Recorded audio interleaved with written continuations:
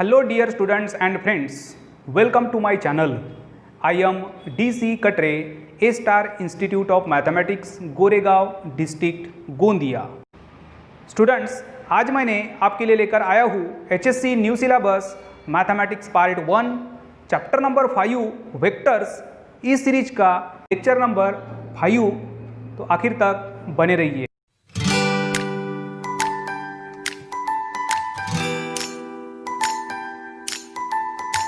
Lecture start करने के पहले अब तक आपने यदि हमारे इस चैनल को सब्सक्राइब नहीं किया होगा तो प्लीज़ चैनल को सब्सक्राइब कीजिए। इससे आने वाले जो वीडियोज़ है उनके नोटिफिकेशन डायरेक्टली आपको मिलेंगे। स्टूडेंट्स, लास्ट लेक्चर नंबर 4 में हमने स्टडी किए थे वेक्टर्स इस चैप्टर की एक्सरसाइज नंबर 5.2 को, जिसमें लास्ट के 2 एग्जाम्पल्स हमारे सॉल्व करने के रह गए थे। तो इस लेक्चर नंबर 5 में सबसे पहले हम वो आखिरी के 2 एग्जाम्पल को सॉल्व करेंगे और आगे के जो बेसिक टॉपिक्स है, बेसिक कॉन्सेप्ट है, उनकी स्टडी करेंगे। तो चलिए स्टार्ट करते हैं एक्सरसाइज नंबर 5.2 का एग्जाम्पल नंबर 11। एग्जाम्पल नंबर 11 और 12 सॉल्व करने के लिए एक फार्मूला बहुत ज़्यादा यूज़ होने वाला है और वो है सेंट्राइड अपर टेट्राहेड्रन। तो हम यहाँ पर सेंट्राइड अपर टेट्राहेड्रन का फार्मूला और वो टेट्राहेड्रन की डायग्राम समझेंगे। ठीक है, तो कुछ इंपॉर्टेंट नोट है वो आपको लिखना है। Number 1, in triangle ABC centroid G divides medians internally in the ratio 2:1, then its centroid is G bar equals to A bar plus B bar plus C bar divided by 3। यानी यहाँ पर एक simple question है कि ये एक triangle है, इस ट्रायंगल में मीडियंस है। देखिए ये D, E, F be the mid points of AB, BC and AC। ठीक है, फिर क्या कर रहे हैं, AE, BF and CD be the medians, और ये मीडियंस एक दूसरे को हम इंटरसेक्ट कर रहे हैं और इसका जो एक कॉमन पॉइंट है, ये कॉमन पॉइंट क्या होगा, इस ट्रायंगल का सेंट्राइड होगा। और क्वेश्चन यदि आता है कि सेंट्राइड फाइंड आउट कीजिए, 3 वर्टाइसेस है या फिर 2 वर्टाइसेस है और सेंट्राइड है, तो तीसरा पॉइंट फाइंड आउट कीजिए, ऐसा क्वेश्चन पहले था। तो उसके लिए हम यूज करते थे G bar equals to A bar plus B bar plus C bar divided by 3। इसका जो प्रूफ है ओल्ड सिलेबस में बहुत बार बोर्ड के एग्जाम में आया हुआ है, इसीलिए इस बार भी आपको इसका जो प्रूफ है वो लिखना है। तो पेज नंबर 155 के ऊपर सॉल्व नंबर 5 है, तो वहाँ से आप इसका जो प्रूफ है वो लिख सकते हो। तो आपको इसको नोट करना है। ठीक है, इसके बाद जो हमारा फार्मूला है टेट्राहेड्रन का सेंट्राइड फाइंड आउट करने का, तो वो है G bar equals to A bar plus B bar plus C bar plus D bar divided by 4। तो ये फार्मूले के हिसाब से आपको ये तो समझ में आ रहा होगा कि यहाँ पर वर्टाइसेस कितने होना चाहिए, 4 होना चाहिए, ABCD। ओके, तो ABCD ये टेट्राहेड्रन का सेंट्राइड है G। अब यहाँ पर हम G कंसिडर कर रहे हैं। ठीक है, तो G बी द सेंट्राइड, और यहाँ पर क्वेश्चन यदि आता है कि सेंट्राइड फाइंड आउट कीजिए उस टेट्राहेड्रन का, तो सिंपल फार्मूला है G bar equals to A bar plus B bar plus C bar plus D bar divided by 4। अब आपको ये जो डायग्राम है इसका एकदम सिंपल मैं डायग्राम आपको बताता हूँ। आपने पिरामिड देखे, पिरामिड का शेप कैसे होता है पता है ना। तो टेट्राहेड्रन के हमको यदि कुछ रिजल्ट्स निकालना है कि नंबर ऑफ फेसेस कितने होंगे, उसके एजेस कितने होंगे, उसके वर्टाइसेस कितने होंगे, तो ये तो आपको पता होना चाहिए, है ना। तो हम सिंपल एक मैं आपको छोटे से एक समझने के लिए एक एग्जांपल बता रहा हूँ। इस पे से हम आइडेंटिफाई करेंगे कि कितने नंबर ऑफ फेसेस होंगे, कितने एजेस होंगे और कितने वर्टाइसेस होंगे उस टेट्राहेड्रन में, और इसके जस्ट बाद हम स्टार्ट करेंगे एग्जाम्पल को। ये देखिए यहाँ पर हमने एक पिरामिड शेप का एक छोटा सा खिलौना लिए है। अब यहाँ पर मुझे ये बताना है कि टेट्राहेड्रन के फेसेस कितने हैं। तो देखिए अब यहाँ पर इसके फेसेस हम काउंट करेंगे, नंबर ऑफ फेसेस। ये एक दिख रहा है, एक हो गया, उसके बाद ये दूसरा हो गया, फिर ये तीसरा हो गया, और ये जिसके ऊपर खड़ा है, जिसके ऊपर ये बैठा हुआ है, ये 4th। यानी यहाँ पर टेट्राहेड्रन में नंबर ऑफ फेसेस कितने हो जाएंगे, 4 हो जाएंगे। बात समझ में आ गई। नंबर ऑफ फेसेस देखिए 1, ये 2, ये 3 और ये नीचे 4 हो गए नंबर ऑफ फेसेस। अब इसके एजेस हम काउंट करते हैं। एजेस से देखिए ये 1, ये 2, ये 3, ये 4, ये 5 और ये 6। तो नंबर ऑफ एजेस कितने हो गए, 6 हो गए। अब हम देखते हैं वर्टाइसेस, कॉर्नर पॉइंट्स कितने हैं। तो ये 1, 2, ये 3 और ये 4, तो नंबर ऑफ वर्टाइसेस कितने 4। तो अब आपको उम्मीद करता हूँ कि कॉन्सेप्ट टेट्राहेड्रन का समझ में आ गया होगा कि नंबर ऑफ फेसेस कितने होते हैं, 6 होते हैं, सॉरी नंबर ऑफ फेसेस 4 होते हैं, एजेस 6 होते हैं और वर्टाइसेस 4 होते हैं, ठीक है। और इसका जो सेंट्राइड है, अब इसका सेंट्राइड निकालना है, तो देखिए ये जो एक एज है, तो ये कॉर्नर पॉइंट से हम क्या करेंगे, एक मीडियन निकालेंगे, मतलब एक लाइन बनाएंगे, फिर ये दूसरा, फिर ये तीसरा और ये चौथा, और चारों का जहाँ पर एक जगह पर मैच होता है, जो एक दूसरे को इंटरसेक्ट करते हैं, वो क्या होगा, इस टेट्राहेड्रन का सेंट्राइड होगा। और ऐसे वक्त यदि हमको उस टेट्राहेड्रन का सेंट्राइड यदि फाइंड आउट करना है, तो हमारा जो फार्मूला है वो है G bar equals to A bar plus B bar plus C bar plus D bar divided by 4। इसके बाद एग्जाम्पल नंबर 11, एक्सरसाइज नंबर 5.2 का example number 11, if the centroid of a tetrahedron OABC is, क्या बोला है कि यहाँ पर OABC एक टेट्राहेड्रन है, उसका सेंट्राइड दिया है 1 2 -1, जिसमें एक वर्टाइसेस है A equals to A23, B equals to 1 small b2 and C equals to 2 1 and small c respectively, ठीक है। Then find the distance of point P from the origin. अब यहाँ पर देखिए एक डायग्राम हमने बनाया है कि OABC B the centroid, sorry be the tetrahedron, और इसमें O क्या है, ओरिजिन है, और G क्या है, उस टेट्राहेड्रन का सेंट्राइड है, ओके। और यहाँ पे क्या दिया हुआ है, A दिया है, B दिया है और C दिया है और G दिया हुआ है, और एक ऐसा पॉइंट है बोलता है जो यहाँ पर है, जिसका इस ओरिजिन से क्या निकालना है, हमको डिस्टेंस फाइंड आउट करना है। तो सबसे पहले ये पॉइंट हमको P फाइंड आउट करना होगा, यहाँ पे कहीं पर भी एक पॉइंट है P ABC। अब ये ABC फाइंड आउट करने के लिए हम यूज करेंगे सेंट्राइड ऑफ अ टेट्राहेड्रन इस फार्मूले का। तो सबसे पहले इन टेट्राहेड्रन OABC इस टेट्राहेड्रन में जो कॉर्नर जो भी पॉइंट्स यहाँ पे हमको नजर आ रहे हैं, सभी के हम पोजीशन वेक्टर्स लिख लेते हैं। तो A bar B bar C bar G bar be the position vectors of points ABC and G respectively with respect to origin O, okay. अब हम जो पॉइंट A दिया हुआ है A 2 एंड 3, तो इसको हम A बार से रिप्रेजेंट करेंगे, तो ये होगा AI plus 2J plus 3K। Point B दिया है 1 2 एंड B, तो B बार क्या होगा, I plus BJ plus 2K। उसके बाद पॉइंट C दिया है 2 1 C, तो C बार क्या होगा 2I plus J plus CK। और यहाँ पर सेंट्रॉइड क्या दिया था 1 2 एंड -1, तो G बार क्या होगा I plus 2J minus K, and point P है ABC। इतना समझ में आ गया, बहुत आसान है।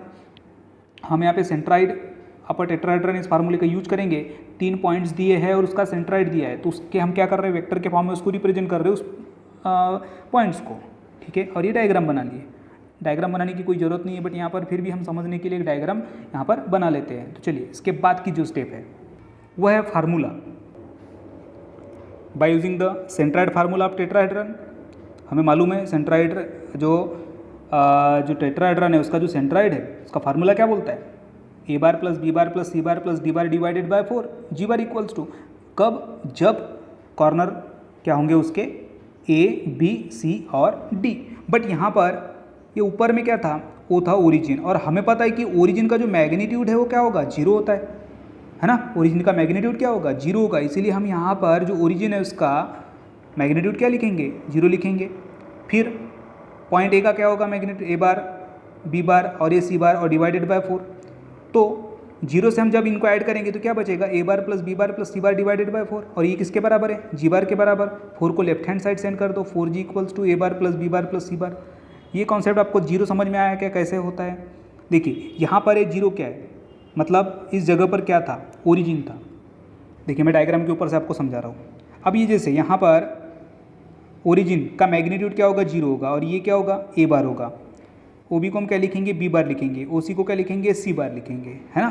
तो A bar B bar C bar ये क्या है, पोजीशन वेक्टर्स है, और ओरिजिन का क्या होना चाहिए, वो होना चाहिए, और ओरिजिन का जो मैग्नीट्यूड है वो कितना होता है, 0 होता है। तो जब हम फार्मूले में पुटअप करेंगे तो ओरिजिन का मैग्नीट्यूड 0 लिखेंगे, इधर A बार B बार और C बार, यानी जो सेंट्राइड का हमारा जो फार्मूला है टेट्राहेड्रन का कि A bar plus B bar plus C bar plus D bar divided by 4 जब वो लिखते थे, ऐसे वक्त हमारे पास जो डायग्राम थी, ये देखिए डायग्राम कैसी है, ABCD है, बट यहाँ पर ए बी सी डी क्या नहीं है, यहाँ पर ओ है, बी है, ओ ए बी सी है, तो यहाँ पर ए था तो हमने ए बार लिखे थे, बट इस एग्जाम्पल में यहाँ ओ होने की वजह से इसका जो मैग्नीट्यूड है वो 0 होता है, इसीलिए हम स्टार्टिंग में जो फार्मूला जो था उसके एकदम स्टार्ट में हम क्या करेंगे, 0 लिखेंगे। ठीक है, ये समझ में आ गया। अब 4g के बराबर ए bar plus B bar plus C बार है, तो हम क्या करते हैं, यहाँ पर जो जी बार दिया हुआ है या फिर ए बार है, बी बार है और सी बार है, पुट कर देंगे। अब पुट करने के बाद लेफ्ट हैंड साइड में हमें क्या करना होगा, सेपरेट मल्टीप्लिकेशन, तो 4 इंटू आई 4 आई, 4 इंटू 2j 8j, उसके बाद 4 इंटू -1 -4k, ये तो हो गया हमारा लेफ्ट हैंड साइड। और राइट हैंड साइड में हमको क्या करना है, इसको थोड़ा सेपरेट करना है। अब सेपरेट कैसे करेंगे, तो देखिए यहाँ पर आई वाली जो टर्म है वो 3 बार है, तो ए आई 1 आई और 2 आई, तो इसमें से हम आई को यदि कॉमन निकालते हैं तो यहाँ ए बचेगा, यहाँ 1 बचेगा और यहाँ पे 2 बचेगा, तो क्या निकाले हमने यहाँ पर कॉमन, आई कॉमन निकाले। ओके, अब इसके बाद जे को कॉमन निकालेंगे, तो देखिए यहाँ पर जे को निकालेंगे तो 2 बचेगा, यहाँ बी बचेगा और यहाँ 1 बचेगा। फिर के को कॉमन निकालेंगे तो 3 बचेगा, 2 और यहाँ पर सी।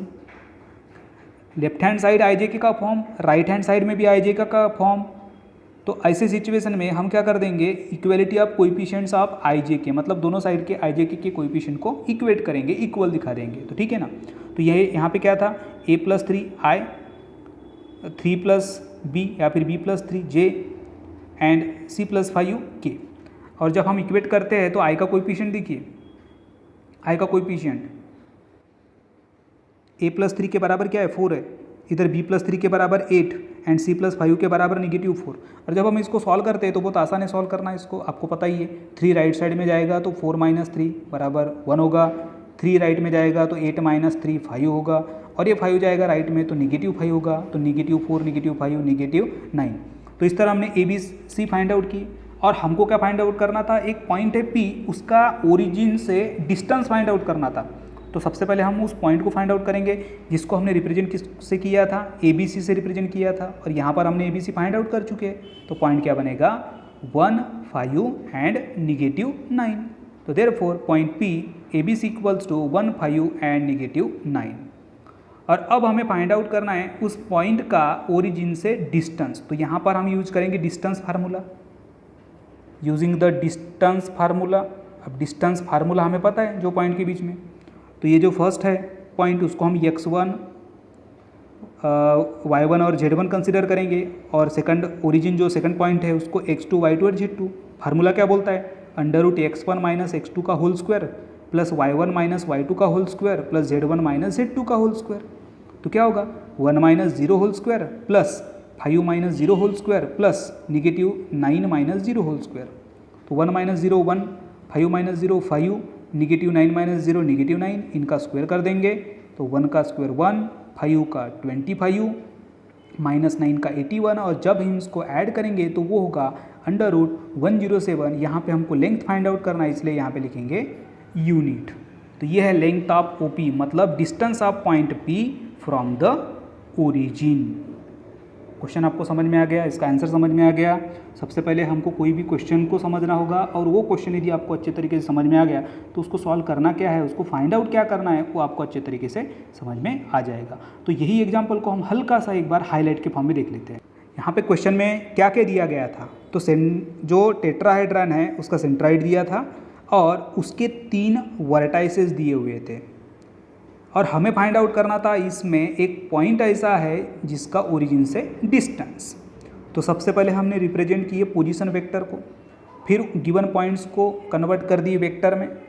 अब यहाँ पर जो हमारा सेंट्राइड ऑफ टेट्राहेड्रन का फार्मूला है, यदि यहाँ पर ABCD का हम यूज करते हैं तो A bar plus B bar plus C bar plus D bar divided by 4 था, बट यहाँ पर OABC होने के वजह से हम यूज करेंगे O बार plus B bar plus C बार O बार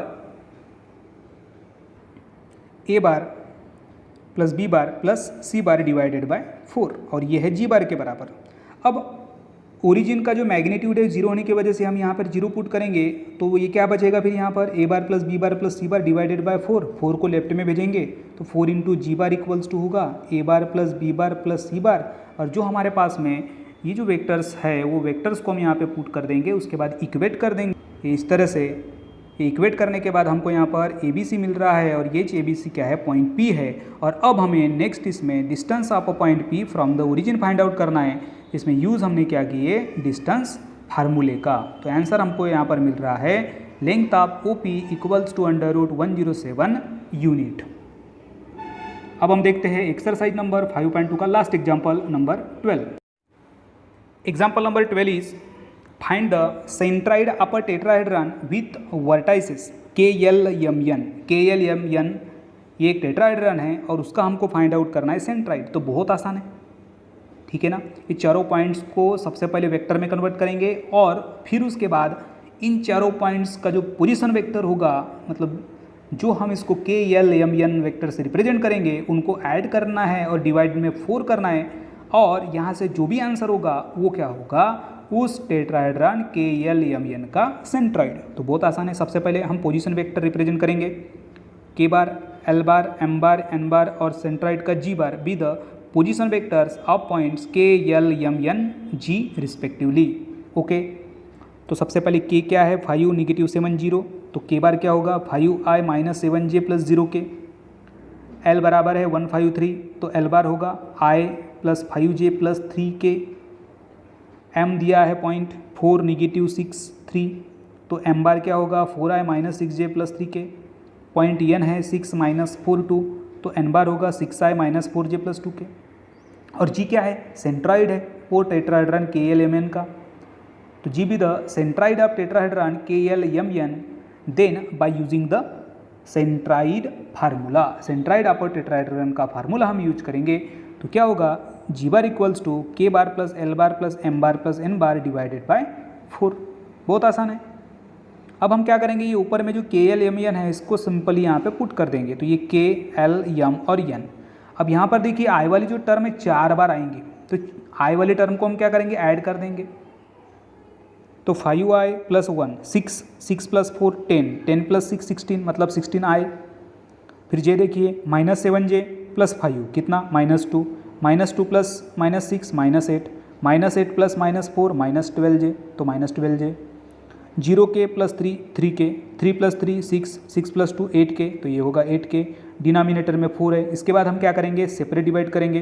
तो 16/4 i -12/4 j 8/4k, तो ये होगा 4i - 3j + 2k। तो ये क्या हो गया, उस सेंट्राइड का पोजीशन वेक्टर हो गया। और एक्चुअली वो पॉइंट यदि हमको फाइंड आउट करना है तो क्या होगा, 4i यहाँ पे 4 लिखेंगे, -3j में -3 लिखेंगे और 2k में 2 लिखेंगे। मतलब centroid of tetrahedron KLMN is G equals to 4 -3 and 2।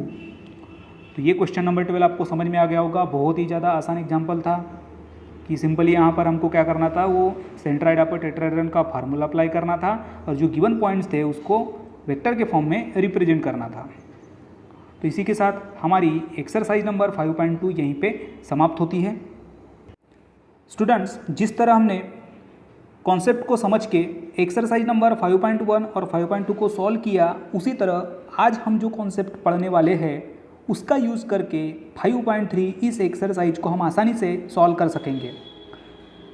इसमें हम product of vectors, angle between the vectors, किस तरह से एंगल फाइंड आउट किया जाता है, ये सारे कॉन्सेप्ट हम यहाँ पर सीखने वाले हैं। तो चलिए उसकी शुरुआत करते हैं।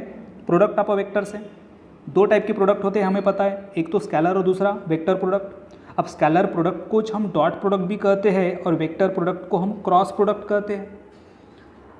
स्केलर और वेक्टर की डेफिनेशन हमने स्टार्टिंग में समझे थे और ये जो टोटल कॉन्सेप्ट है ये आपने 11th क्लास की फिजिक्स में स्टडी कर चुके हैं, बट जितना हमको यहाँ पर ज़रूरी पड़ेगा वो सभी कॉन्सेप्ट मैं आपको बताने की कोशिश करने वाला हूँ। तो ठीक है, तो 2 टाइप के प्रोडक्ट, एक स्केलर और दूसरा वेक्टर।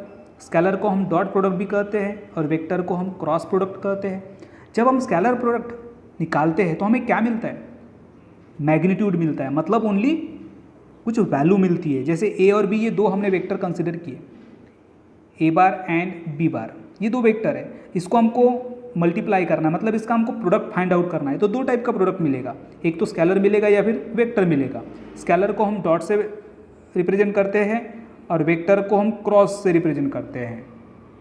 ओके, इनका जो प्रोडक्ट होगा वहाँ पे हमको ओनली मैग्नीट्यूड मिलने वाला है और क्रॉस में क्या मिलेगा, मैग्नीट्यूड प्लस डायरेक्शन, क्योंकि हमने डिफाइन भी किए थे कि ऐसी quantity having only magnitude is called scalar and A quantity having both magnitude and direction is called vector. Simple है, समझ में आ गई बात क्या बोल रहा हूँ मैं। चलिए अब इसका हम देखते हैं फार्मूला। अब यदि हम ए और B co dot product find out करते हैं तो ये क्या होगा, magnitude of A into magnitude of B into cos theta, magnitude of A into magnitude of B into cos theta. ठीक है, ये डॉट प्रोडक्ट हो गया, magnitude of A into magnitude of B into cos theta. और इसमें ये जो ए bar और बी बार ये क्या है, नॉन जीरो वेक्टर्स है। A bar and B bar be the non zero vectors, और ये एंगल क्या है, theta, theta be the angle between the vectors A and B. यानी जिस फॉर्म में, जिस पोजीशन पे वेक्टर ए और बी होंगे उस हिसाब से उसका एंगल होगा। ठीक है, यदि हमारे पास में दो वेक्टर अवेलेबल है और बोला गया है कि डॉट प्रोडक्ट फाइंड आउट कीजिए, तो हम आसानी से फाइंड आउट कर सकते हैं। मैग्नीट्यूड कैसे फाइंड आउट करते हैं ये आपको पता है, और यहाँ पर यदि हमने एंगल पुट कर दिया तो आसानी से हम ए डॉट बी निकाल सकेंगे। ओके, अब हम देखते हैं ए क्रॉस बी। तो ए क्रॉस बी होगा magnitude of A into magnitude of B into dot sine theta into unit vector N. अब इसको हम magnitude of A cross B it is equals to magnitude of A into magnitude of B into sine theta भी लिख सकते हैं। तो इसमें भी आपको याद रखना बहुत आसान है। यदि स्केलर प्रोडक्ट है तो समझ जाना कॉस थीटा, और वेक्टर प्रोडक्ट है तो क्या रहेगा, साइन थीटा रहेगा। बहुत ही आसान है, समझ में आ गई बात क्या मैं बोल रहा हूँ यहाँ पर। स्केलर प्रोडक्ट को हम डॉट प्रोडक्ट भी कहते हैं, जिसका प्रोडक्ट में हमको सिर्फ मैग्नीट्यूड मिलता है। वेक्टर प्रोडक्ट जिसको हम क्रॉस प्रोडक्ट कहते हैं, और जिसके क्रॉस प्रोडक्ट करने के बाद हमें मैग्नीट्यूड प्लस डायरेक्शन मिलता है। और फार्मूला में स्केलर है तो कॉस थीटा, वेक्टर है तो sine theta. A bar and B bar be the non zero vectors and theta be the angle between the vectors A bar and B bar. इतना समझ में आ गया। स्केलर प्रोडक्ट के कॉन्सेप्ट को समझ के हम एक्सरसाइज नंबर 5.3 को सॉल्व करेंगे, और वेक्टर प्रोडक्ट के कॉन्सेप्ट को समझ के हम एक्सरसाइज नंबर 5.4 सॉल्व करेंगे। तो फिलहाल के हम वेक्टर प्रोडक्ट के कॉन्सेप्ट को थोड़ा साइड में रख देते हैं, कॉन्सेंट्रेट करते हैं स्केलर प्रोडक्ट की तरफ। Next topic is angle between two vectors. अब जैसे अभी हमने फाइंड आउट किया उनका प्रोडक्ट ए बार और बी बार। अब ये दो वेक्टर्स की पोजीशन क्या हो सकती है, या तो वो दोनों वेक्टर्स सेम डायरेक्शन में हो सकते हैं, या फिर अपोजिट डायरेक्शन में हो सकते हैं, या फिर एक दूसरे को परपेंडिकुलर हो सकते हैं। तो ऐसे तीनों सिचुएशन में उन दो वेक्टर्स के बीच का एंगल क्या होगा, ये हम इस टॉपिक में देखने वाले हैं। If A bar and B bar be the two non zero vectors, A bar और बी बार ये दो नॉन जीरो वेक्टर्स है, तो देखिए ये जो दो वेक्टर्स है इसके बीच के एंगल को हम थीटा से रिप्रेजेंट करते हैं। अब ये एंगल किस तरह से हो सकते हैं, या फिर ये दो वेक्टर्स कैसे कैसे हो सकते हैं। Suppose vectors A bar and B bar are collinear. Collinear मतलब जिनकी डायरेक्शन सेम होंगी। ये देखिए ये वेक्टर ए बार और बी बार इनकी डायरेक्शन क्या है, सेम है, मतलब ये वेक्टर क्या है, कोलिनियर है। तो ऐसे वक्त एंगल कितना होगा, जीरो होगा। सही बात है ना, वहीं पे स्टार्ट और वहीं पे समाप्त, यानी यहाँ पर एंगल है ही नहीं दोनों के बीच में, मतलब जीरो एंगल हो गया। तो थीटा इक्वल्स टू क्या होगा, 0 डिग्री होगा। मतलब वेक्टर से यदि कोलिनियर है तो उनके बीच का एंगल क्या होता है, 0 होता है। अब सपोज वो दोनों वेक्टर अपोजिट डायरेक्शन में है, ये एक वेक्टर ए है और ये वेक्टर बी है, अपोजिट डायरेक्शन। तो देखिए अपोजिट डायरेक्शन में है, मतलब ये कितना होगा, दोनों के बीच का एंगल कितना है, 180 डिग्री, मतलब पाई रेडियन हो गया। यदि वो दो वेक्टर अपोजिट डायरेक्शन में है तो उन दो वेक्टर के बीच का जो एंगल है वो कितना होगा, पाई रेडियन या फिर 180 डिग्री। समझ में आ गया। थर्ड नंबर क्या बोलता है कि यदि दो वेक्टर्स एक दूसरे को परपेंडिकुलर है, यदि कि एक वेक्टर ए है और ये वेक्टर बी है, एक दूसरे को परपेंडिकुलर है, मतलब एंगल कितना होगा, 90 का होगा।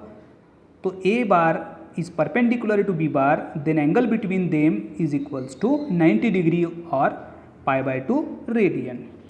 तो ये आपको कॉन्सेप्ट समझ में आ गया। एंगल बिटवीन टू वेक्टर्स, दो वेक्टर्स तीन टाइप के हो सकते हैं, या तो वो दोनों सेम डायरेक्शन में होंगे, या तो अपोजिट डायरेक्शन में होंगे, या फिर एक दूसरे को परपेंडिकुलर होंगे। चलिए अब हम देखते हैं स्केलर प्रोडक्ट की properties. First properties, if A bar equals to 0 और B bar equals to 0 then their product is equals to 0। Obvious है, यदि ए और बी में से कोई भी एक वेक्टर यदि 0 है तो उनका प्रोडक्ट क्या होगा, 0 होगा। ये फर्स्ट प्रॉपर्टी। सेकंड क्या बोलता है, इफ थीटा इक्वल्स टू 0, यदि एंगल 0 है देन उनका डॉट प्रोडक्ट ये किसके बराबर होगा, तो उनका डॉट प्रोडक्ट उन दो वेक्टर्स के मैग्नीट्यूड के प्रोडक्ट के बराबर होगा। ठीक है, कैसे होता है देखिए, A dot and A bar dot B bar, formula क्या है, ये फार्मूला है वेक्टर ए का मैग्नीट्यूड इंटू वेक्टर बी का मैग्नीट्यूड इंटू कॉस थीटा, और यहाँ थीटा बराबर कितना है 0 और कॉस 0 कितना होता है 1 होता है, तो क्या मिलेगा ए डॉट बी, मतलब ए बार और बी बार का डॉट प्रोडक्ट ये होगा magnitude of A bar into magnitude of B bar. ये फर्स्ट रिजल्ट हो गया, ये सेकंड रिजल्ट हो गया। समझ में आ रही बात कैसे हम इसको देख रहे हैं, ये प्रॉपर्टी कैसी है आपको समझ में आ रही है, ठीक है। अब देखते हैं थर्ड नंबर, यदि थीटा इक्वल्स टू पाई है मतलब 180, तो ऐसे वक्त उन दो वेक्टर का डॉट प्रोडक्ट क्या होगा, तो ये magnitude of A bar into magnitude of B bar into cos theta, और थीटा के बराबर यहाँ पाई पुट करेंगे तो कॉस पाई होता है -1, तो निगेटिव क्या आएगा सामने आएगा। मतलब हम ये कह सकते हैं कि जब एंगल 180 का होगा तब उन दो वेक्टर का प्रोडक्ट ये लेस देन 0 होना चाहिए, मतलब निगेटिव है, ओके। और जब थीटा के बराबर 0 है तो ये पॉजिटिव होना चाहिए, 180 है तो निगेटिव होना चाहिए। अब हम देखते हैं कि यदि उनके बीच में 90 का एंगल है तो क्या होगा।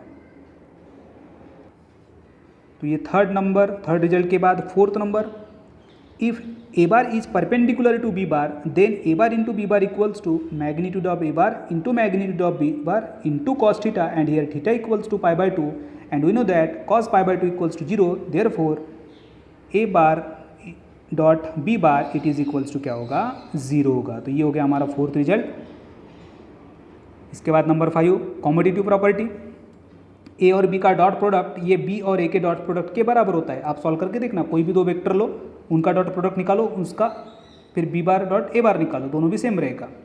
फिर distributive, dot product is distributive और वेक्टर एडिशन। जब हम वेक्टर का एडिशन करते हैं तब वो उसका जो डॉट प्रोडक्ट है वो क्या होता है, डिस्ट्रीब्यूटिव होता है। तब देखिए A dot B plus C, क्या होगा, हम यहाँ पे ए डॉट बी करेंगे प्लस ए डॉट सी करेंगे, तो A dot B plus A dot C, तो ये हो गया डिस्ट्रीब्यूटिव। इसके बाद number 7, if vector A and B bar are दो वेक्टर्स, ये ए बार और बी बार ये क्या है वेक्टर्स है, और एम एन ये क्या है स्केलर्स है, देन ये दो results M A bar dot N B bar, तो ऐसे वक्त हम क्या करेंगे, ये जो स्केलर है स्केलर का स्केलर के साथ मल्टीप्लिकेशन करेंगे और वेक्टर का वेक्टर के साथ मल्टीप्लिकेशन करेंगे, okay. Second number m into A bar, इसको मल्टीप्लाई करना है हमें बी बार से, तो इसको हम लिख सकते हैं m बाहर ए बार इंटू बी बार, या फिर ए बार बाहर और m इंटू बी बार, तो ये हो गया नंबर 7। इसके बाद नंबर 8 है कॉची-स्क्वार्ज इनइक्वालिटी। एक इम्पॉर्टेंट रिजल्ट है कॉची-स्क्वार्ज इनइक्वालिटी। इसके रिजल्ट की हमको यहाँ पर जरूरत पड़ेगी आगे के एग्जाम्पल सॉल्व करने के लिए, तो हम देख लेते हैं। जब हम किसी दो वेक्टर का प्रोडक्ट करते हैं और उसका मैग्नीट्यूड निकालते हैं, मतलब ए बार और दो बी बार ये दो वेक्टर है, इनका क्या करते हैं हम प्रोडक्ट निकालते हैं और उसका यदि मैग्नीट्यूड निकालते हैं तो वो या तो उन दो वेक्टर के मैग्नीट्यूड के प्रोडक्ट के बराबर होगा या फिर उनसे छोटा होगा। देखिए magnitude of A bar dot B bar is less than and equals to magnitude of A bar into magnitude of B bar. ये है हमारी प्रॉपर्टी नंबर 8। उम्मीद करता हूँ आठों भी प्रॉपर्टी आपको अच्छी तरीके से समझ में आ गई होंगी, बहुत आसान है। अब हम देखते हैं finding the angle between the vectors. Finding the angle between the vectors, angle theta between two non zero vectors A bar and B bar is given bye.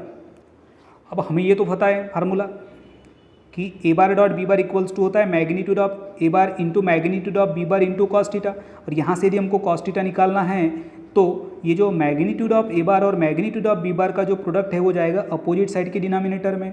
Therefore theta equals to cos inverse A bar dot B bar divided by magnitude of A bar into magnitude of B bar. ये लिखो या फिर ये box लिखो, कोई भी ये same बात है, ठीक है। समझ में आ गया finding the angle between the vectors कैसे होगा। अब यहाँ पर एंगल हमें पता है कि तीन टाइप से होंगे, या तो एंगल एग्जैक्ट 90 डिग्री का हो सकता है, या फिर 90 से बड़ा 180 तक हो सकता है, या फिर 0 से बड़ा 90 तक हो सकता है। यदि तीनों टाइप के यदि एंगल्स हमारे पास दिए हैं तो ऐसे वक्त उन दो वेक्टर का प्रोडक्ट पॉजिटिव होगा, निगेटिव होगा कि इक्वल टू 0 होगा, यह हमें पता होना चाहिए। तो चलिए 3 रिजल्ट उसके आगे में देख लेते हैं। और ये कॉन्सेप्ट यूज़ होता है JEE के लिए। JEE में ऐसे टाइप के क्वेश्चंस पूछे जाते हैं। देखिए, if 0 is less than equals to theta is less than π/2, मतलब एंगल यदि 0 या फिर 0 से बड़ा 90 के से छोटा यदि है तो ऐसे वक्त कॉस थीटा ये क्या होगा, ग्रेटर देन 0 होगा। अब ग्रेटर देन 0 हम काय पर से लिख रहे हैं, कैसे कॉन्सेप्ट आपको लगा कि वो ग्रेटर देन 0 होना चाहिए करके? आपको याद होगा हमने एक प्रॉपर्टी देखे थे, जब थीटा ये 0 होता है तो ऐसे वक्त A dot B it is equals to हमें मिलता है magnitude of A bar into magnitude of B bar. हमने ये प्रॉपर्टी नंबर सेकंड में देखे थे, मतलब यहाँ पर ग्रेटर देन है, मतलब पॉजिटिव है ना, मतलब ग्रेटर देन 0 है। तो जब थीटा ये 0 या फिर 0 से बड़ा और π/2 से छोटा यदि है, ऐसे सिचुएशन में कॉस थीटा ये ग्रेटर देन 0 होता है, मतलब पॉजिटिव होगा, या फिर इसको हम A dot B is greater than 0 भी कह सकते हैं। अब यदि एंगल 90 का है तो 90 में भी हम देख चुके, 90 में रिजल्ट क्या आता है कि A डॉट और B डॉट इक्वल्स टू 0 आता है, तो मतलब कॉस थीटा ये क्या आएगा, 0 आएगा। यानी हम बहुत आसान तरीके से इसको फाइंड आउट कर सकते हैं। अब यदि समझो कि एंगल ये 90 से बड़ा है और 180 तक है, तो ऐसे सिचुएशन में जो हम कॉस थीटा फाइंड आउट करेंगे वो लेस देन 0 होगा। याद रखिएगा, 90 से छोटा, 0 से लेकर तो 90 से छोटा, इसमें एंगल हमको क्या मिलेगा, पॉजिटिव मिलेगा, मतलब कॉस थीटा ये ग्रेटर देन 0 मिलेगा। यदि एग्जैक्ट 90 है तो कॉस थीटा 0 मिलेगा, और 90 से बड़ा 180 तक है तो कॉस थीटा ये क्या मिलेगा, लेस देन 0 मिलेगा। ठीक है, तीनों की मैं डायग्राम बना के रखा हूँ। हाँ, कुछ इंपॉर्टेंट नोट हम यहाँ पे देख लेते हैं। First number is in particular scalar product of IJ के वेक्टर्स आर। अब जैसे कि IJ के ये 3 यूनिट वेक्टर्स है, i cap, j cap and k cap, और यदि हमको इनका स्केलर प्रोडक्ट फाइंड आउट करना है तो उसके रिजल्ट कैसे होंगे। सपोज हम i को i के साथ, या फिर j को j के साथ, या फिर k को k के साथ जब हम इसका डॉट प्रोडक्ट निकालेंगे, स्केलर प्रोडक्ट निकालेंगे, तो क्या होगा, 1 होगा। और यदि हम i को j के साथ, j को k के साथ, या फिर k को i के साथ यदि डॉट प्रोडक्ट निकालते हैं तो क्या होगा, 0 होगा। अभी कैसे 0 होता है और कैसे 1 होता है, मैं एक हल्का सा यहाँ पर आपको एग्जाम्पल बता देता हूँ। अब देखो, i और i,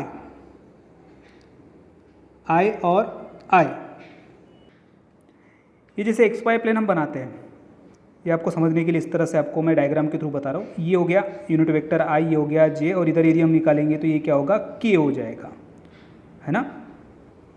अब हमें यहाँ पर i और j के बीच का एंगल फाइंड आउट करना है। अब वो एंगल यदि फाइंड आउट करना है तो देखिए ये x एक्सेस और y एक्सेस है। यदि हम i और i की यदि बात करते हैं, इसका मतलब ये दोनों भी किसके ऊपर होना चाहिए, x एक्सेस के ऊपर होना चाहिए। मतलब यहाँ पर एंगल कितना होना चाहिए, i और i है तो एंगल कितना होना चाहिए, दोनों के बीच का 0 होना चाहिए। और हमें फार्मूला पता था, फार्मूला क्या था, a बार इन dot b bar equals to magnitude of a bar into magnitude of b bar into cos theta. ठीक है, तो यहाँ पर हम बात कर रहे हैं i की और ये i की, तो i का यूनिट, इसका मैग्नीट्यूड क्या है, 1 है। ठीक है, और यहाँ पर भी ये 1 आएगा, और एंगल कितना है, 0 है, मतलब cos 0, और cos 0 कितना होता है, 1 होता है। तो देखिए i dot i equals to magnitude of i into magnitude of i into cos theta. अब दोनों का मैग्नीट्यूड क्या होगा, 1 होगा, और थीटा बराबर 0, मतलब cos 0, and cos 0 equals to कितना, 1। तो i dot i equals to कितना मिला, 1। ये बहुत इंपॉर्टेंट कॉन्सेप्ट है। ठीक है, आपको कहीं पर भी मिलेगा नहीं, सिर्फ आपको समझना है कि कैसे होता होगा इसमें। समझ में आ गई बात। यहाँ पर i और i को यदि हम डॉट प्रोडक्ट निकालते हैं, j डॉट j निकालते हैं, k डॉट k निकालते हैं, तो क्या होगा, 1 होगा। और 1 कैसे मिल रहा है पता है, क्योंकि उसका उसी के साथ यदि हम मल्टीप्लाई करते हैं तो वो जो वेक्टर है उनके बीच का एंगल कितना होता है, 0 होता है। और जब एंगल 0 है तो cos 0 1 होगा। ठीक है, अब हम देखते हैं कि i इंटू जे। अब i इंटू जे की हम बात करते हैं, i इंटू जे, तो ये आई हो गया और ये जे हो गया, इनके बीच का एंगल कितना है 90 हो गया। मतलब यहाँ थीटा इक्वल्स टू कितना होगा 90 होगा। और जब हम यहाँ पे थीटा बराबर 90 पुट करेंगे तो कॉस 90 कितना होगा 0 होगा। तो ऐसी सिचुएशन में आई डॉट जे या फिर जे डॉट के या फिर के डॉट आई ये क्या होना चाहिए 0 होना चाहिए। कॉन्सेप्ट समझ में आ गया फर्स्ट नंबर। चलिए सेकंड नंबर देखते हैं। सेकंड नंबर है if A bar equals to a1i plus a2j plus a3k, b bar equals to b1i plus b2j plus b3k, और हम दोनों का क्या निकाल रहे डॉट प्रोडक्ट, ये मैं आपको पहले बता चुका हूँ, ठीक है। तो इसमें क्या होगा i का i के साथ मल्टीप्लिकेशन होगा, तो a1 into b1 plus a2 into b2 plus a3 into b3, simple dot product है। अब हमको यहाँ पर एंगल यदि फाइंड आउट करना है तो कैसे निकालेंगे। हमारे पास दो वेक्टर है, vector A equals to a1i plus a2j plus a3k, vector b equals to b1i plus b2j plus b3k, और हमें निकालना है कॉस थीटा। तो हम क्या करेंगे, इन न्यूमरेटर में पहले इन दोनों का मल्टीप्लिकेशन करेंगे और डिनोमिनेटर में उन दो वेक्टर का मैग्नीट्यूड निकालेंगे। तो मैग्नीट्यूड भी हमें पता है, मैं बता चुका हूँ आपको पहले, under root of a1 square plus a2 square plus a3 square, और मैग्नीट्यूड ऑफ b बार क्या होगा under root of b1 square plus b2 square plus b3 square, ठीक है। अब इन दोनों को यहाँ पे पुट कर दो फार्मूले में, तो इस तरह से हम ये एंगल भी फाइंड आउट कर सकते हैं। उम्मीद करता हूँ ये तीनों भी रिजल्ट आपको अच्छे तरीके से समझ में आ गए होंगे।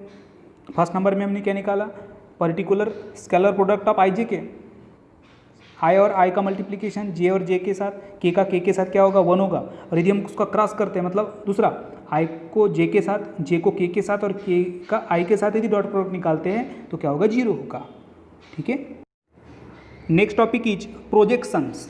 अब प्रोजेक्शंस बोलने के बाद में आपको क्या नजर आता है,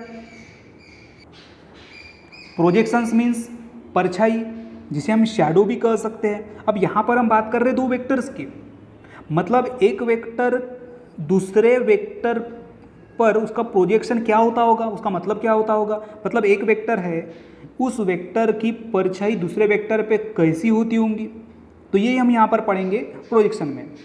तो इसमें भी दो है, एक तो स्केलर प्रोजेक्शन और दूसरा वेक्टर प्रोजेक्शन। तो हम 1 बाय 1 समझ लेते हैं। First concept is scalar projection. अभी सपोज ये दो वेक्टर है हमारे पास में, ये हो गया एक वेक्टर पी क्यू जिसको हम रिप्रेजेंट कर रहे हैं बी बार से सपोज, और ये है पी आर, इसको रिप्रेजेंट कर रहे हैं हम ए बार से, ठीक है ना। तो ये जो पी क्यू है इस वेक्टर की परछाई दूसरे वेक्टर पे सपोज ये गिर रही है पी एस, ऐसी गिर रही होंगी ना इस तरह से, तो ये आगे से है तो इस तरह से ही इसकी परछाई इधर गिरती होंगी। अभी जैसी देखिए ये आपको शेडो दिख रही होंगी, तो वेक्टर पी क्यू की परछाई सपोज ये पी एस है, तो हम यहाँ क्या कर रहे हैं, एक इस तरह से एक ट्रायंगल बना रहे हैं, ये 90 का एंगल हो गया,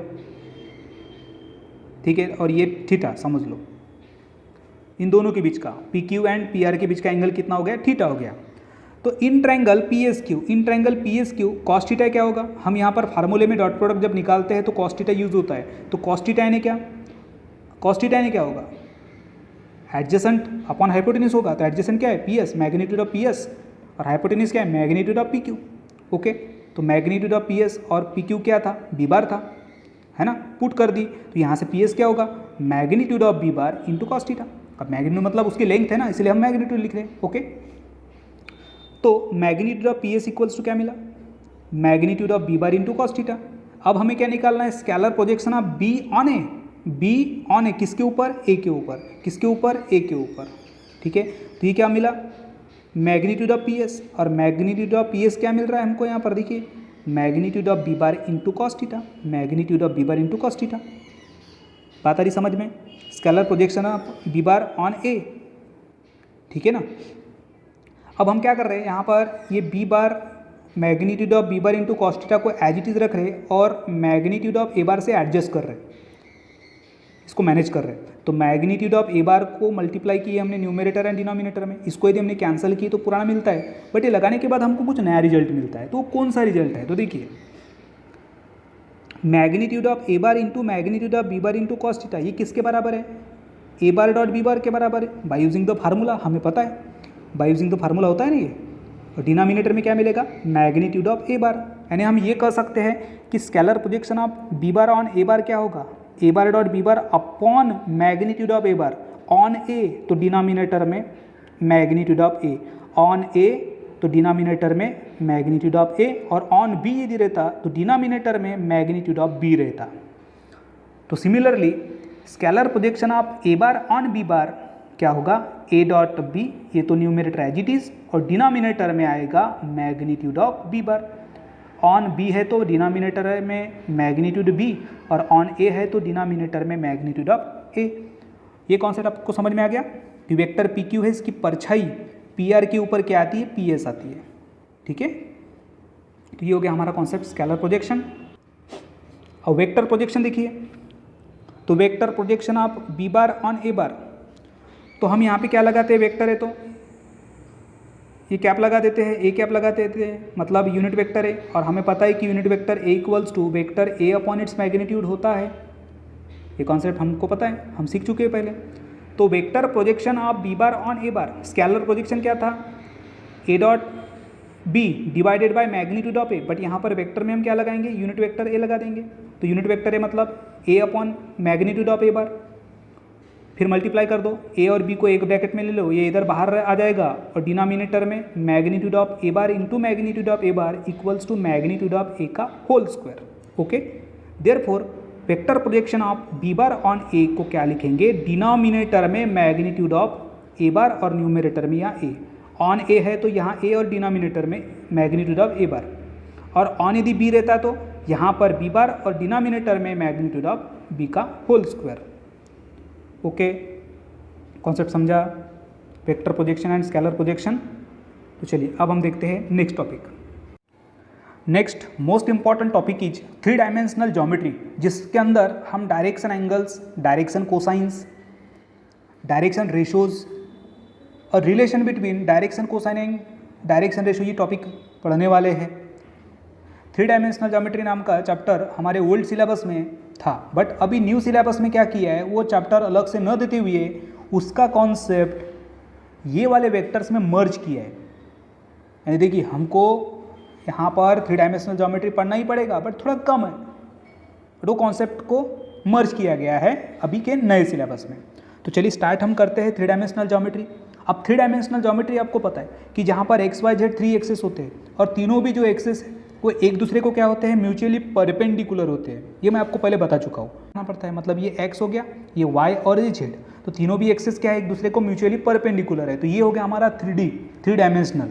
ओके, अब यहाँ पर हमें डायरेक्शन एंगल्स फाइंड आउट करना है। तो सबसे पहले डायरेक्शन एंगल्स किसे कहते हैं वो हम डेफिनेशन देख लेते हैं, और वो कौन से डायरेक्शन एंगल्स है वो हम देखेंगे। The angle made by a line L with the positive directions of x Y Z axes are called its direction angles. क्या बोल रहा है कि एक लाइन है, ये सपोज ये लाइन है यल, तो ये लाइन एल हो गया, और इधर के एंड में ये इसको हम रिप्रेजेंट करेंगे यल डैश से। ओके, ये लाइन यल और इधर रिवर्स में एल डैश, ये इधर एक्स ऊपर में एक्स डैश, ये वाई इधर में वाई डैश, ये जेड नीचे में जेड डैश। इतना तो समझ में आ रहा है। अब क्या बोल रहा है ये यहाँ पर, वो लाइन तीनों जो कोऑर्डिनेट एक्सेस है उसके रिस्पेक्ट में, मतलब पॉजिटिव डायरेक्शन में जो एंगल बना रही है उस एंगल को हम डायरेक्शन एंगल्स कहते हैं। तो देखिए अब हम बात करते हैं ये एक्स की, ये जो एक्स एक्सिस है इसका रोटेशन देखिए लाइन की तरफ, ये एंगल कितना है अल्फा, ये वाई का लाइन की तरफ बीटा, और ये है हमारा जेड। रोटेशन हमारा कैसे चाहिए, पॉजिटिव चाहिए, मतलब एंटी क्लॉकवाइज डायरेक्शन चाहिए। तो देखिए एंटी क्लॉकवाइज है, तो ये जब लाइन यल है तो ये पीछे में भी तो लाइन होना चाहिए। तो ये जो एंगल होगा इसको हम रिप्रेजेंट करेंगे गामा से।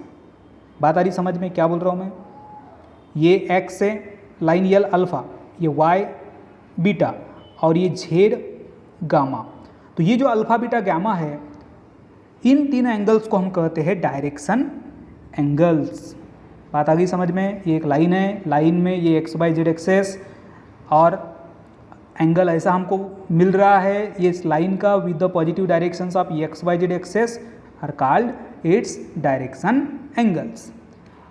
अब यदि alpha beta gamma are the angles made by a line L है with the positive directions of x Y Z axes, then ये जो अल्फा बीटा गामा है इसे हम कहेंगे उस लाइन के डायरेक्शन एंगल्स, जो मैंने अभी बताया। तो कॉन्सेप्ट आपको क्लियर हो गया डायरेक्शन एंगल्स का। एक लाइन होंगी वहाँ पर, वो line with respect to x Y Z axes वो कितने का एंगल क्रिएट कर रही है पॉजिटिव डायरेक्शन में, तो उन एंगल्स को हम कहेंगे डायरेक्शन एंगल्स। सिंपल है। उसके बाद नेक्स्ट है डायरेक्शन कोसाइंस। अब डायरेक्शन कोसाइन ये डायरेक्शन एंगल से रिलेटेड है। यदि alpha beta gamma are the direction angles made by a line l, then cosines of these angles is called direction cosines. क्या बोल रहा है कि यदि अल्फा बीटा गैमा ये डायरेक्शन एंगल्स है तो इसको जब हम कॉस लगा देंगे तो cos alpha cos beta cos gamma ये क्या होगा, डायरेक्शन कोसाइंस होंगे, जिसको रिप्रेजेंट करते हैं हम ये एलिमेंट्स है। L equals to cos alpha, M equals to cos beta, N equals to cos gamma. बहुत आसान है, समझ में आ गई बात को। Direction cosines, alpha beta gamma be the direction angle, then cos alpha cos beta cos gamma be the direction cosines, जिसे रिप्रेजेंट करते हैं एलिमेंट्स है। अब एक इंपॉर्टेंट नोट है, ये कॉम्पिटिटिव में पूछा जाता है कि डायरेक्शन कोसाइंस ऑफ लाइन यल क्या होगी। ऑप्शंस क्या देंगे, दिए रहेंगे, पॉजिटिव LMN दिए रहेंगे, एक जगह पर निगेटिव LMN दिए रहेंगे, एक जगह पर कोई दूसरा ही आंसर दिया रहेगा, और एक जगह पर दिया रहेगा plus minus L plus minus M और प्लस माइनस N। तो हमारा आंसर ये आना चाहिए। अब आप बोलोगे कि सर किसमें माइनस माइनस कैसे आता होगा, तो वो समझने के लिए मैं इसको थोड़ा सा एक्सप्लेन करके रखा हूँ अपने हिसाब से। इसका एक्सप्लेनेशन है, आपको आना चाहिए, कोई भी कॉन्सेप्ट आपकी क्लियर होना चाहिए। तो देखिए, हमें पता है कि डायरेक्शन एंगल्स ऑफ OL, अब वो डायग्राम याद कीजिए, ये direction angles of OL, direction angles OA क्या है, अल्फा बीटा गैमा है। अब हम बात करेंगे इधर OL डैश की, तो जब हम बात करेंगे OL डैश की तो एक एंगल क्या होना चाहिए, देखो अल्फा के रिस्पेक्ट में पाई माइनस अल्फा। ये कैसे हो रहा है अब आपको बताता हूँ। यदि कि लाइन है तो ये कितना होगा, टोटल स्ट्रेट लाइन है मतलब 180 है, मतलब ये टोटल कितना 180 हो गया, इसमें से इतना डिस्टेंस है कितना हो गया, अल्फा हो गया। तो हम क्या करेंगे, 180 में से अल्फा को माइनस कर देंगे। तो ये किसके रिस्पेक्ट का डायरेक्शन एंगल है, OL डैश के रिस्पेक्ट में, ठीक है, अकॉर्डिंग टू x। अब y के हिसाब से यदि हमने बोले तो पाई माइनस बीटा, सिंपल है। z के हिसाब से बोले तो पाई माइनस गामा। जब OL जो लाइन है made by a line L with the positive direction of XYZ axes, वो alpha beta angle alpha beta gamma है, उसको हम डायरेक्शन एंगल्स कहते हैं OL के। तो OL डैश के क्या होंगे, pi minus alpha pi minus beta and pi minus gamma, ठीक है। अब यहाँ पे हम क्या करेंगे, इसके डायरेक्शन कोसाइंस। अब direction cosines cos alpha cos beta cos gamma होता है कब, जब अल्फा बीटा गैमा ये डायरेक्शन एंगल्स होंगे। बट डायरेक्शन एंगल्स यदि pi minus alpha pi minus beta और पाई माइनस गैमा है तो उसके डायरेक्शन कोसाइंस क्या होना चाहिए, cos pi minus alpha cos pi minus beta cos pi minus gamma. By using the allied angle cos pi minus theta होता है minus cos theta, तो ये minus cos alpha minus cos beta minus cos gamma. Cos alpha को हम L से represent करते हैं तो माइनस कॉस अल्फा को माइनस L से, मतलब माइनस L माइनस M और माइनस N, ये भी क्या है, डायरेक्शन कोसाइंस है। और जब हम बात करते हैं वो कंप्लीट एक लाइन की, तो यहाँ पर डायरेक्शन कोसाइंस क्या होना चाहिए, plus minus L plus minus M और प्लस माइनस N। ये कॉन्सेप्ट आपको समझ में आ गया। चलिए अब हम देखते हैं direction cosines of a line के बीच का रिलेशन। यदि LMN are the direction cosines of line, LMN यदि डायरेक्शन कोसाइंस है of a line, then L square plus M square plus N square equals to 1 होना चाहिए, या फिर cos square alpha plus cos square beta plus cos square gamma equals to 1 आना चाहिए। और एक टाइप से क्वेश्चन पूछ सकता है कि यदि L square plus M square plus N square equals to 1, LMN यहाँ पर दिया रहेगा और वो बोला जाएगा कि एक पर्टिकुलर लाइन की वो डायरेक्शन कोसाइंस है या नहीं है, चेक करो। तो हम इस कॉन्सेप्ट का यूज करेंगे, वो जो LMN है उसको हम यहाँ पुट कर देंगे। अब या तो हमको डायरेक्ट LMN दिया रहेगा या फिर अल्फा बीटा गैमा दिया रहेगा। अब अल्फा बीटा गैमा भी यदि दिया है तो हम यहाँ पर पहले कॉस अल्फा निकालेंगे, कॉस बीटा निकालेंगे, कॉस गैमा निकालेंगे, मतलब LMN निकालेंगे और उनके स्क्वायर को ऐड करेंगे, तो आंसर 1 आना चाहिए। 1 यदि आता है तो वो जो दिया हुआ LMN है वो पर्टिकुलर लाइन के डायरेक्शन कोसाइंस है, ऐसा हम कह सकते हैं। और यदि नॉट इक्वल टू 1 आ गया तो वो डायरेक्शन कोसाइंस नहीं होंगे। ओके, ये कॉन्सेप्ट समझ हो गया, क्लियर है डायरेक्शन कोसाइंस। चलिए नेक्स्ट टॉपिक, डायरेक्शन रेशोज, जिसे हम डायरेक्शन नंबर्स भी कह सकते हैं या फिर डायरेक्शन प्रोपोर्शनल भी कह सकते हैं, बहुत सारे नाम है, ठीक है। डायरेक्शन रेशोज, अब किसे कहते हैं डायरेक्शन रेशोज, कोई भी 3 नंबर्स है, एनी 3 नंबर्स, जैसे कि ए बी सी ये 3 नंबर्स है और ये तीनों नंबर्स प्रोपोर्शनल है डायरेक्शन कोसाइंस को ऑफ अ लाइन। एक लाइन के डायरेक्शन कोसाइंस को ये 3 नंबर्स क्या है, प्रोपोर्शनल है, तब ऐसे तीनों नंबर्स को हम क्या कहते हैं, उस लाइन के डायरेक्शन रेशोज। बहुत ही आसान हमने इसको डिफाइन किया है। कोई भी 3 नंबर्स है हमारे पास ए बी सी और ये प्रोपोर्शनल किसको है, एक लाइन के डायरेक्शन कोसाइंस को, तो ऐसे नंबर्स को हम क्या कहेंगे, उस लाइन के डायरेक्शन रेशियोज। ठीक है, A upon L, B upon M, C upon N, ये प्रोपोर्शनल में है। इसको यदि हम लैम्बडा ले लेते हैं तो ए इक्वल्स टू क्या होगा, lambda into L, B equals to lambda into M, C equals to lambda into N. और यहाँ से यदि हमको एल निकालना है तो ए अपॉन लैम्बडा, एम निकालना है तो बी अपॉन लैम्बडा, एन निकालना है तो सी अपॉन लैम्बडा। ठीक है, और लैम्बडा ये क्या है, रियल नंबर है। अब A upon L, B upon M equals to C upon N, इसको हम ऐसा उल्टा भी लिख सकते हैं, L upon A equals to M upon B equals to N upon C, कोई प्रॉब्लम नहीं है। ठीक है, मैंने जो बताया वो देखिए, if element are the direction cosines and A B C are the direction ratios, then A equals to lambda L, B equals to lambda N and C equals to lambda N. अब जैसे एक example, एक line के direction cosines यहाँ पर है 0, 1/2 and √3/2। ठीक है, तो इसमें डायरेक्शन रेशियोज क्या होंगे, जो न्यूमरेटर में है वो, तो न्यूमरेटर में देखिए, अब 0 के डिनोमिनेटर में यदि हम यहाँ 2 भी लेते हैं तो न्यूमरेटर तो 0 चलेगा, यानी क्या होगा 0, 1, √3। ये डायरेक्शन कोसाइन डायरेक्शन रेशियोज हो सकते हैं इस लाइन के। या फिर यदि हम यहाँ पर √3 से यदि मल्टीप्लाई करते हैं, इस 2 को यदि हम √3 से मल्टीप्लाई किए तो न्यूमरेटर को 2 √3 से करेंगे तो 0 रहेगा, इस 2 को √3 से करेंगे तो न्यूमरेटर को √3 लगाना पड़ेगा, फिर यहाँ पर √3 से करेंगे तो √3 × √3 कितना हो जाएगा, 6। मतलब न्यूमरेटर में क्या मिल रहा है, 0, √3 और 6, 0, √3 एंड 3, तो 0, √3 एंड 3 ये भी क्या है, डायरेक्शन रेशियोज है। कॉन्सेप्ट आपको समझ में आ गया, क्या कर रहे हैं, डिनोमिनेटर सेम रहेगा यहाँ पर, मतलब यूनिक रहने वाला है, डिनोमिनेटर यूनिक, यानी यूनिक क्या रहेगा, डायरेक्शन कोसाइंस रहेगा। बट ये जो डायरेक्शन रेशियोज है वो क्या होते रहेंगे, बहुत सारे हो सकते हैं, कुछ भी लगा सकते हैं ना तुम यहाँ पर। अब डिनोमिनेटर है हमको 4 बनाना है, तो मैं क्या करूँगा, यहाँ पर 0 को 4 से मल्टीप्लाई करूँगा, इस 2 को 2 से मल्टीप्लाई करूँगा, इस 2 को भी 2 से मल्टीप्लाई करूँगा, और उसके जो न्यूमरेटर में होंगे वो क्या होंगे, उस लाइन के डायरेक्शन रेशियोज होंगे। यानी हम ये एक इंपॉर्टेंट कॉन्सेप्ट ये कह सकते हैं कि एक line has infinitely many direction, has infinitely many direction ratios but unique direction cosines, बहुत ही आसान, बहुत ही ईजी कॉन्सेप्ट है।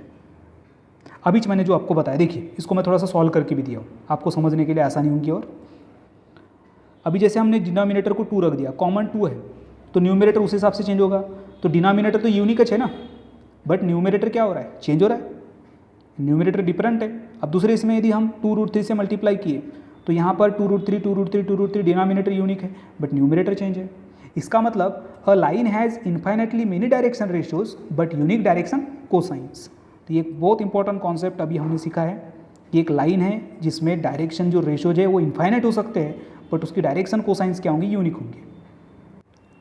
अब हम देखते हैं लास्ट कॉन्सेप्ट इस लेक्चर नंबर 5 का, relation between direction ratios and direction cosines.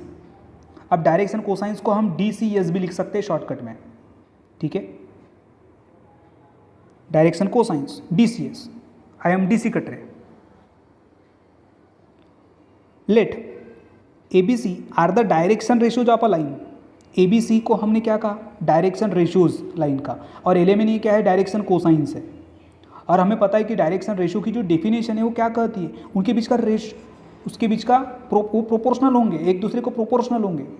तो प्रोपोर्शनल ऐसे भी हो सकते हैं, L/A equals to M/B equals to N/C equals to lambda. यदि लिए तो L इक्वल्स टू क्या होगा, λA, M equals to λB, N equals to λC। और जब हम L² + M² + N² equals to 1 इस कॉन्सेप्ट का यूज़ करेंगे तो यहाँ से हमको लैम्बडा मिलने वाला है। तो कैसे मिलेगा, देखिए L equals to λA whole square करेंगे, λB का होल स्क्वायर, λC का whole square equals to 1, separate square λ² A square, λ² + B square plus λ² C square equals to 1। λ² यहाँ पे कॉमन है तो बचेगा क्या ब्रैकेट में, A² + B² + C² equals to 1। Then lambda square equals to 1 denominator, left hand side की कोई भी टर्म यदि हम राइट हैंड साइड में सेंड करते हैं तो वो कहाँ जाती है, डिनोमिनेटर में जाती है, ठीक है। अब लैम्बडा स्क्वायर, अब यहाँ से हमको लैम्बडा फाइंड आउट करना है, तो क्या करेंगे, taking under root both side, मतलब यहाँ पे प्लस भी रिजल्ट आ सकता है, माइनस भी आ सकता है, तो प्लस माइनस लिख लिए, 1 का रूट 1h होगा और ये under root a square plus B square plus C square, मतलब हमको यहाँ पे लैम्बडा मिल चुका है ये रिजल्ट।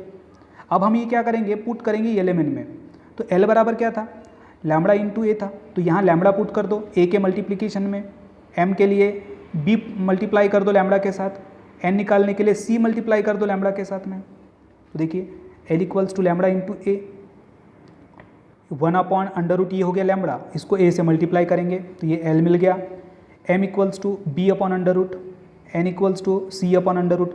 मतलब हम ये कह सकते हैं कि यदि हमारे पास में डायरेक्शन रेशियोज अवेलेबल है तो हम इस फार्मूले का यूज़ करके डायरेक्शन कोसाइंस फाइंड आउट कर सकते हैं, ठीक है। यदि हमारे पास डायरेक्शन रेशियोज अवेलेबल है तो हम इस फार्मूले का यूज करके एलिमेंट फाइंड आउट कर सकते हैं। एक छोटा सा एक और रिजल्ट हम यहाँ पे देखते हैं, last result, direction ratios up a line passing through the 2 points, 2 point से यदि एक लाइन पास हो रही है तो उनके बीच का डायरेक्शन रेशियोज क्या होगा। जैसे ये 2 पॉइंट है x1 y1 z1 and x2 y2 z2 और यहाँ पर हमको निकालना है इनका डायरेक्शन रेशियोज, तो क्या होगा, सेकंड पॉइंट में से फर्स्ट पॉइंट कोऑर्डिनेट्स रिस्पेक्ट में माइनस करते रहेंगे, x2 minus x1, y2 minus y1, z2 minus z1, तो इस तरह से हमको मिलेगा डायरेक्शन रेशियोज। तो इस तरह आज के लेक्चर नंबर 5 में हमने एक्सरसाइज नंबर 5.2 के आखिरी के 2 एग्जाम्पल सॉल्व किए और साथ में product of vectors, angle between the vectors, finding the angle of vectors, properties of a scalar product, projection का कॉन्सेप्ट, 3 डायमेंशनल ज्योमेट्री का एक इंपॉर्टेंट कॉन्सेप्ट आज हमने स्टडी किए और ये कॉन्सेप्ट का यूज़ करके हम आगे की जो एक्सरसाइज नंबर है 5.3 को सॉल्व करेंगे। तो उम्मीद करता हूँ आज का जो हमारा लेक्चर नंबर 5 है आपको पसंद आया होगा। यदि पसंद आया हो तो हमारे इस वीडियो को लाइक कीजिए और आपके जो भी फ्रेंड्स हैं उन सभी को आप शेयर कीजिए, और फर्स्ट टाइम यदि आप अटेंड कर रहे होंगे तो हमारे इस चैनल को सब्सक्राइब कीजिए। इससे क्या होगा, आने वाली जो नोटिफिकेशंस है वो डायरेक्टली आपको मिलती जाएंगी। तो अब मैं DC कटरे आपको मिलूँगा नेक्स्ट लेक्चर नंबर 6 में। Thank you.